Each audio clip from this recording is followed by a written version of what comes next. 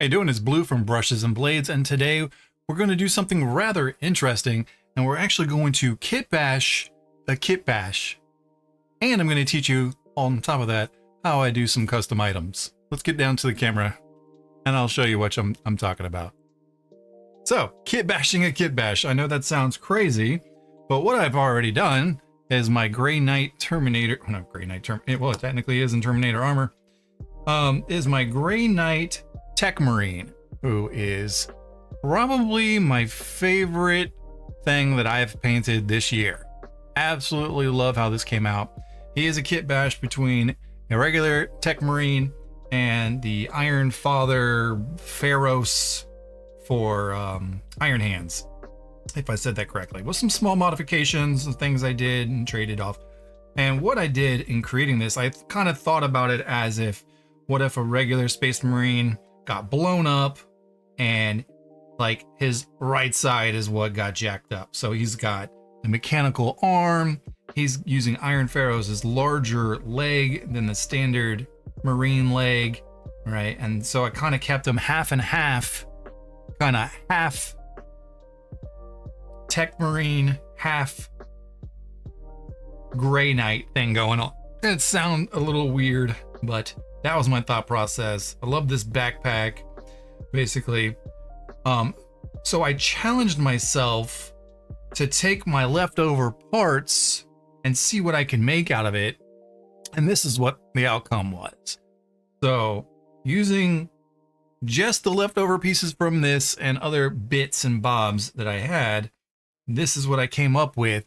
And it came out pretty good, right? So the Iron Father had like the whole hook.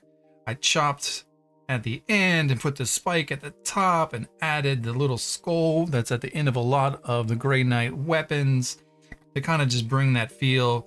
Grey Knight pauldron. This shoulder, whatever profile it's called, is actually, and that's why I have this here, is actually the Terminator.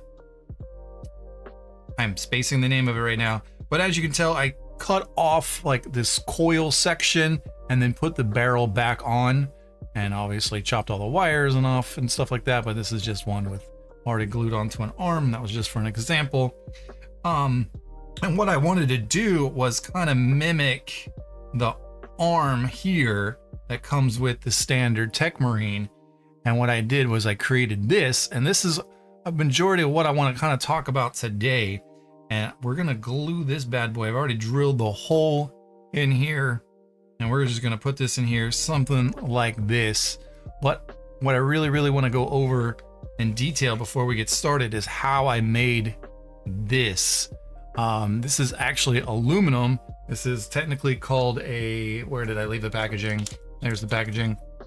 This is a bead landing aluminum. So basically it is a pliable string of aluminum. It's meant for like, I got it at like a craft store.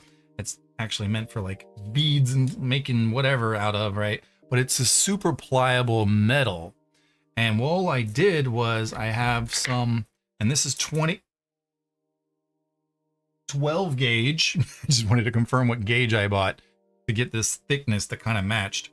Is a 12 gauge wire of this. And so I have some wire cutters from just my personal tools, and I used the 18 gauge lineup here that's meant to, like, on a wire, if you don't know what this is a wire stripper. And so whatever gauge the wire is, you clamp it to the wire, you kind of cut it, and you can pull the wire casing off and leave the wire without damaging the wire. So all I did was this, and I'll show you a little example. To make sure I matched all these little slits. I don't know how well that's actually showing up on the camera. I'm not even sure how great this is gonna look once it's painted, but to get them all the same distance, all I really did was I made the groove, like I said, let's go to 18, and all I did was measure where it's not stepping through, where it's just on the cusp, like that, clamping down nice and strong, and kind of just rotating a little bit, loosening up, tightening back down, clamping back down, rotating it, clamping back down, loosening it, and keep doing that. And as you can see, I got this nice even line Obviously it's a little far right here, but I'm not too worried about it with the cut edge and everything like that, but I'll show you what I'm talking about. We'll do it again. So I lined up the groove with the previous cut to the top. I'm trying to do it on the camera and look at it myself at the same time. And then line that up, kind of same thing. I'll do it a little bit faster this time, trying to keep it on camera. Like that. And as you can see, we got these nice even groove marks. And again, this wire is really pliable. Not to the point where you can keep playing with it. It will eventually break. But I was able to create this. This flamethrower that I used, the same flamethrower that I used on my first build.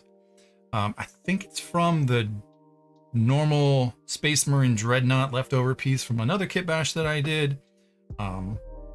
And this brass looking wire is actually, I couldn't tell you what gauge because I'm not a musician in any fashion, but it's just guitar wire. I like using guitar wire. I've been trying to implement it in more and more of my builds. Like I got some random pieces on my desk. And it holds shape really well. Like obviously it's not meant to be bent, but the hard wire, that this is really kind of like coil wrap, right, is really pliable. Well, once you bend it, it will hold the bend, which is actually really nice. So it did, like I said, again, it gave me that look that I was going for. Again, this is an experiment. I have not yet to try to prime this, but we are going to do this, and then we are going to kitbash some other pieces. Like I said, this is a kitbash, and we're going to take some parts from this Techmarine Priest Engineer Sir, and mostly this arm is what I want. I'm probably going to use their servo skull. He's got some interesting bits that probably will look cool on some of my Grey Knight characters and stuff like that. There's like some Grey Knights that I still need to make for my regular army that I'll probably use those bits for. And let's go ahead and get started. So first, while we're cutting and cleaning this, I'm going to let this dry. So we're going to go ahead and bust out some super glue. I'm going to get a napkin out just in case, because my luck, always super glue wants to explode. Clean the tip. Yep, clean the tip a little bit better. It's a little goopy. There we go. Make sure never press too heavy. It's got to look a little bubble action. There we go. All right, get it in there good. And then we're going to get it on there good. I'd rather have a little bit too much glue and wipe it away. I kind of want it down here in this like down angle, not like it's pointed like it's ready to fire, but more like it's getting out of the way for a swing or something like that. All right, so that's a little too low. Kind of like that right there. Again, I be a little pliable with that. I've already kind of bent it to look the way I want it to look. And I kind of do like this like downward look. It kind of matches. All right, that's it for today's video. Thank you for watching. Please like, comment, and subscribe for more content like this. See you in the next one.